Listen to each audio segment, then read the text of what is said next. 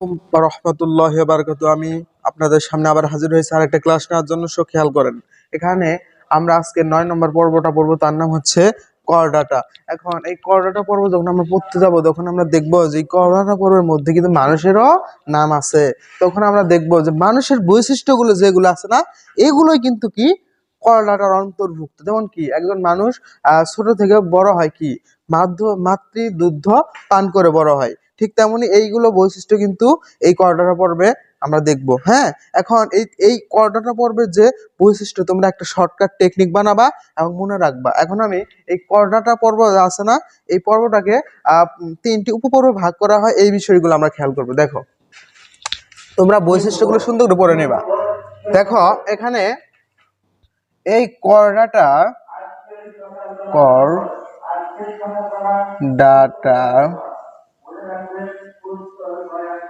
এই পর্বটাকে 3টি উপপর্বে ভাগ করা হয়। একটা হচ্ছে ইউরোকর্ডাটা, ইউরোকর্ডাটা,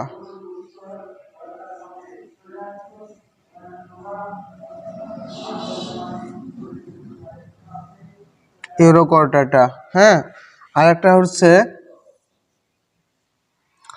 সেফালোকর্ডাটা,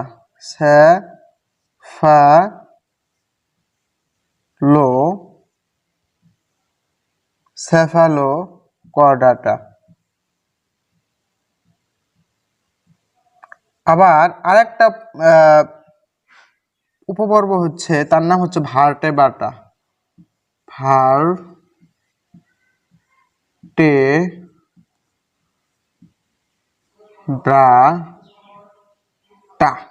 ব্রাটা।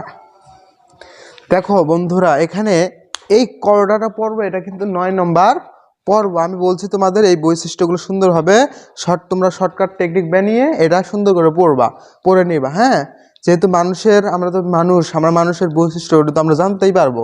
হ্যাঁ, এই জন্য আমি ওই করডাটা পর্বের বৈশিষ্ট্য দেখালাম না। তোমরা দেখো, এই করডাটা পর্বকে আমরা 3টি উপ পর্বে ভাগ করতে পারি। উপপর্ব মানে হচ্ছে পর্বের মতো। হ্যাঁ, যেমন জামালপুর, দেওয়ানগঞ্জ।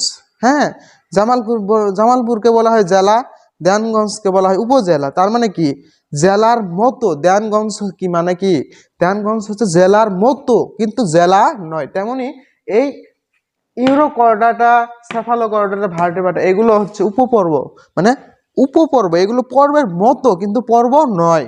দেখো এইখানে যে ইউরো নেক্সিনে, ইউরো মানে হচ্ছে লেস। ইউরো মানে হচ্ছে কি বলো, লেস। মনে রাখবো, ইউরো মানে হচ্ছে লেস। আর এই পর্বের প্রাণীদের কিছু বৈশিষ্ট্য আমরা এইভাবে লক্ষ্য করব যে এই পর্বের প্রাণীদের কিছু বৈশিষ্ট্য আমরা দেখব যে এখানে টিউনিকা ক্রেস থাকে, টিউনিক ক্রেস থাকে, কিংবা আমরা এটাকে বলতে পারি টিউনিকা বলতে পারি। কি বলতে পারি বলো, টিউনিকা। এই উপপর্বের যে একটা, আমরা যদি এই বৈশিষ্ট্যগুলো সংক্ষেপে মনে রাখি, তারপরে এই উপপর্বের যে একটা বৈশিষ্ট্য, সেটা হচ্ছে কি সাগরের ফোয়ারা নামে পরিচিত। এরা সাগরের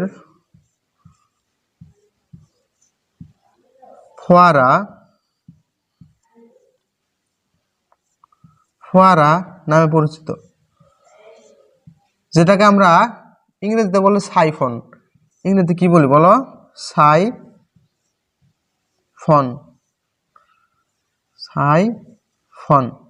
হ্যাঁ,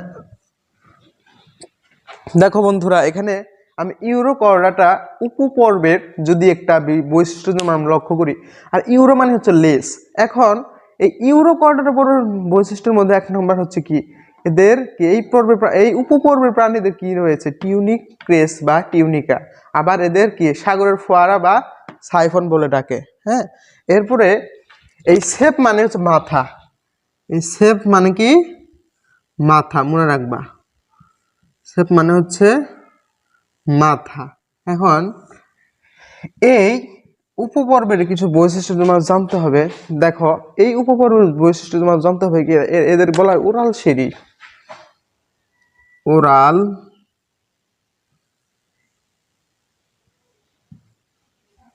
সিঁড়ি, ওরাল সিঁড়ি বলা হয়। হ্যাঁ, ওরাল সিঁড়ি। আবার এখানে এরকম একটা চিহ্ন আছে, একে বলা হয় মায়োটোম। মায়োটোম।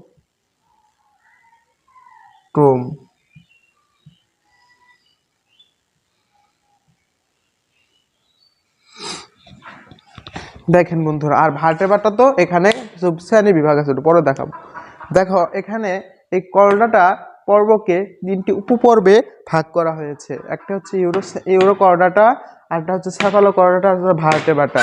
এখন ইউরো মানে হচ্ছে লেজ, আর এই পর্বের যে কিছু বৈশিষ্ট্য থাকবে সেটা হচ্ছে টিউনিক ক্রেস বা টিউনিকা থাকবে, আর 2 নম্বরটা হচ্ছে কি সাগরের ফোয়ারা বা সাইফর নামে পরিচিত থাকবে। আবার সেফালো করডাটা, এখানে এই স্যাপ মানে হচ্ছে কি মাথা, আর এখানে এইগুলো আছে না, এর বৈশিষ্ট্য আমরা যদি মনে রাখি সংক্ষেপে, এদের কি ওরাল সিঁড়ি বলা হয়, আর এই চিহ্নটাকে বলা হয় মায়োটোম। আর ভার্টেব্রাটা, তারপরে আমি আবার এই উপপর্বগুলো আছে না, এইটাকে এইটার শ্রেণী বিভাগ নেই। এদের শ্রেণী বিভাগ আছে 3 প্রকারেরা। তারপরে এদের ক্লাসিক আছে, তারপরে এই ভার্টেব্রাটার উপশ্রেণী আছে। এইগুলো আমরা পরবর্তী ক্লাসে আলোচনা করব। এই ইউরোকরডাটা, সেফালোকরডাটা, ভার্টেব্রাটা, এই 3টার আলোচনা পরবর্তীতে করার চেষ্টা করবো। আজকে এই পর্যন্তই, তোমরা এইগুলো খেয়াল করবা। হ্যাঁ, আসসালামু আলাইকুম।